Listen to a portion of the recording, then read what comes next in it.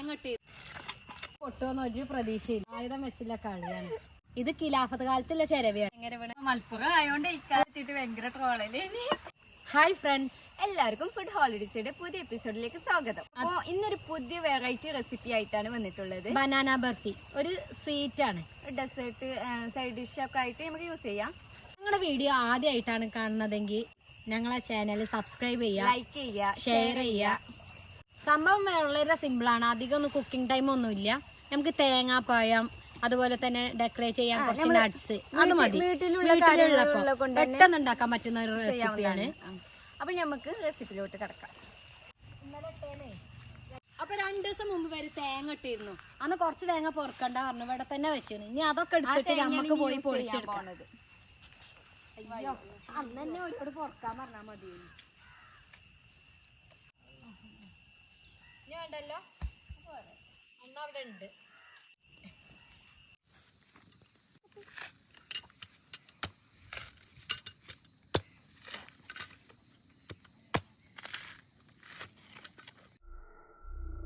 പൊട്ടുമെന്ന് ഒരു പ്രതീക്ഷയില്ല. നമുക്ക് നോക്കാം. എനിക്ക് വേണേ ഇതൊന്നും കൂടി പൊട്ടുമോ നോക്കട്ടെ. രണ്ട് ഷേപ്പ്. മറ്റേ ഇന്നസെന്റ് പറയണ പോലെ ആയുധം വെച്ചില്ല കളിയാണ്. 2 ഷേപ്പ് കേട്ടോ. എന്നാലും കുഴപ്പമൊന്നുമില്ല. ഷേപ്പിലൊന്നും കാര്യമില്ല. എന്തായാലും നമ്മൾ തന്നെയല്ലേ ചെലവ്. നിങ്ങൾക്ക് വേണോ? ഇത് ഖിലാഫത്ത് കാലത്തുള്ള ചിരവിയാണ്. വീട്ടിലൊക്കെ ഇപ്പൊ നമ്മളെ പുതിയതായി നിന്ന് ചിരവണ ചിരവിയാ. ഇങ്ങോട്ട് കൊണ്ടുവരാനും വേണ്ടിട്ട് ഇത് തട്ടി കൊട്ടി എടുത്തു കൊണ്ടതാണ്. ഇന്നലെ കഴുകി വെച്ചതാ. കണ്ടില്ലേ, ഇവിടെ ഒന്നും ഇല്ല. ചെറുവലുകൊണ്ട് പോകും സംഭവം. ഇല്ല, സംഭവം നല്ല ഉഷാറാ. നമ്മള് പരിപാടി ഒക്കെ ഉണ്ടെങ്കിൽ തന്നെ എടുക്കുക. ആദ്യമായിട്ടോ പാടത്തൊക്കെ ഇരുന്ന് തേങ്ങ രവണ്.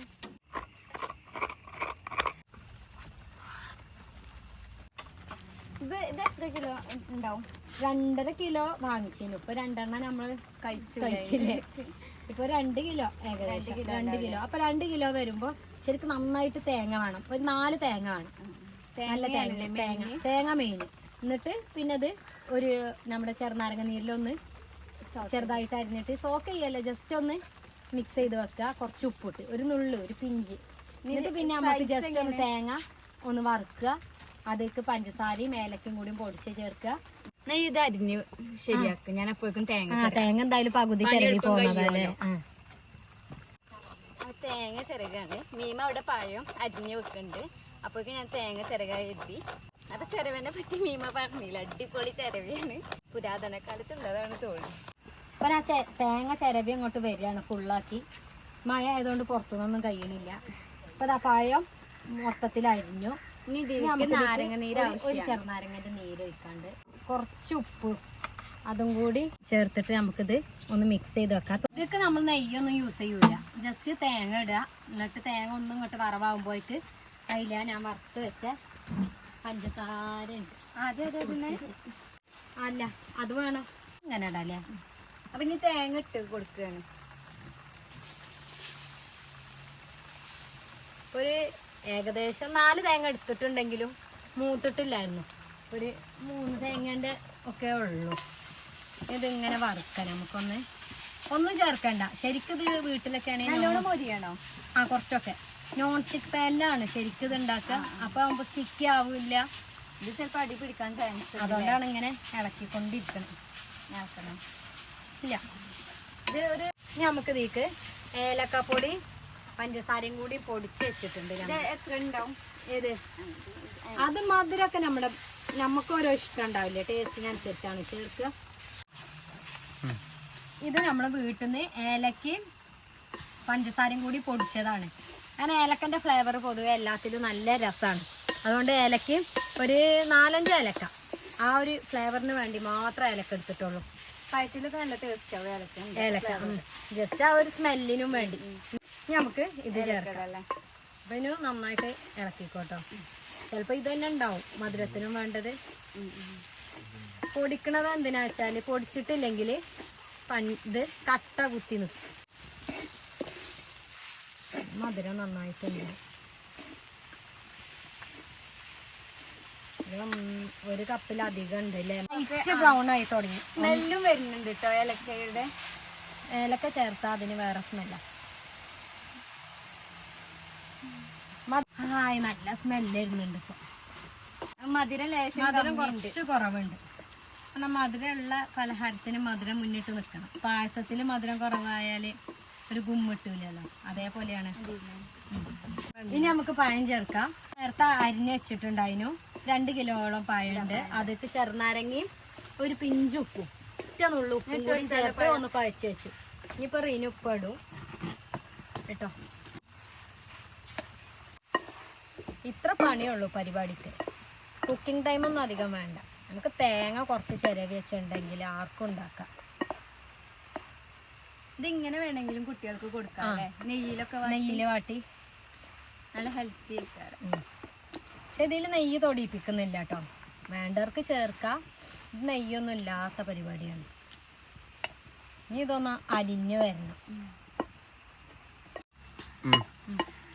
അപ്പൊ ഞങ്ങൾ കഴിഞ്ഞ വീഡിയോസിലൊക്കെ പഴം മയ എന്നൊക്കെ പറഞ്ഞപ്പോ ഞാൻ്റെ ഒരു പ്രോബ്ലം ഉണ്ടായിന്. അതെന്താണ് മലപ്പുറം ആയോണ്ട് മലപ്പുറം സ്ലാങ് ആയതുകൊണ്ട് മാത്രമൊന്നുമല്ല, എനിക്ക് പൊതുവെ കഴിയൂലേ, അതാണ്. അത് നമ്മള് സംസാരിക്കുമ്പോ ശ്രദ്ധിക്കും. അപ്പൊ കഴിഞ്ഞ വീഡിയോസ് ഒക്കെ കഴിഞ്ഞിട്ട് വീട്ടിലെത്തിയിട്ട് ഭയങ്കര ട്രോളല്ലേ. പഴം ഈ ആവിയിൽ കടന്നൊക്കെ ഉടഞ്ഞു വരും. പക്ഷെ നമുക്ക് പെട്ടെന്ന് ആവാൻ വേണ്ടി നമ്മള് നന്നായി ഉടച്ചു കൊടുക്കണം. നന്നായി ഉടഞ്ഞു വന്നു.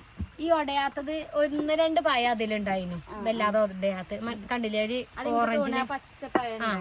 ബാക്കിയൊക്കെ ഉടഞ്ഞിട്ടുണ്ട്. ഇനി നമുക്ക് ഈ തട്ട്, നമുക്ക് ഫുഡിങ് ട്രേ ഒന്നുമില്ല, അപ്പൊ ഇതിലേക്ക് സെർവ് ചെയ്യാം. ഇനി നമുക്കൊന്ന് പ്രസ് ചെയ്ത് കൊടുക്കണം. ടേസ്റ്റാ. പിന്നെ നമുക്ക് കുറെ ദിവസം വെക്കും ചെയ്യാം. 2-3 ദിവസമൊക്കെ എന്തായാലും വെക്കാം.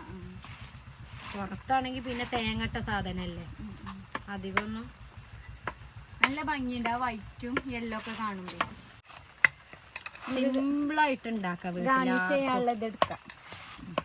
ഡെക്കറേറ്റ് ചെയ്യാണ് നമ്മള് അണ്ടിപ്പരിപ്പാണ് വെച്ചെടുക്കുന്നത്.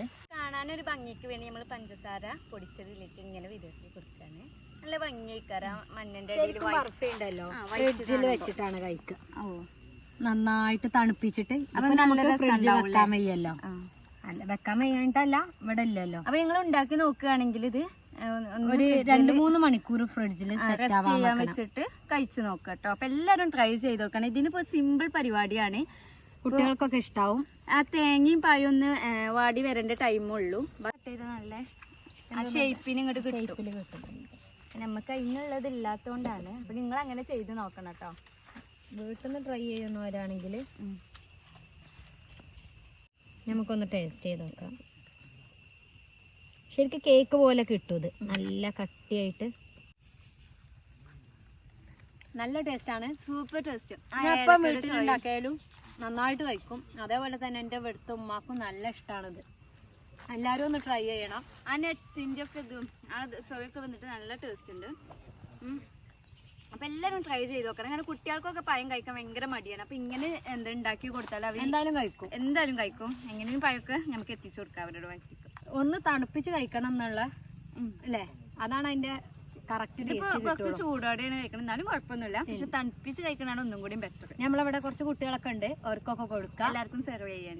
അതുപോലെ ഞങ്ങളെ വീഡിയോ ഇഷ്ടപ്പെട്ടെങ്കിൽ എല്ലാവരും ഇത് ഷെയർ ചെയ്യണം, കമന്റ് ചെയ്യണം, ലൈക്ക് ചെയ്യണം, പിന്നെ സബ്സ്ക്രൈബ് ചെയ്യണം. ഇനി എന്തായാലും അടുത്ത വീഡിയോയിൽ നമുക്ക് കാണാം. ബൈ.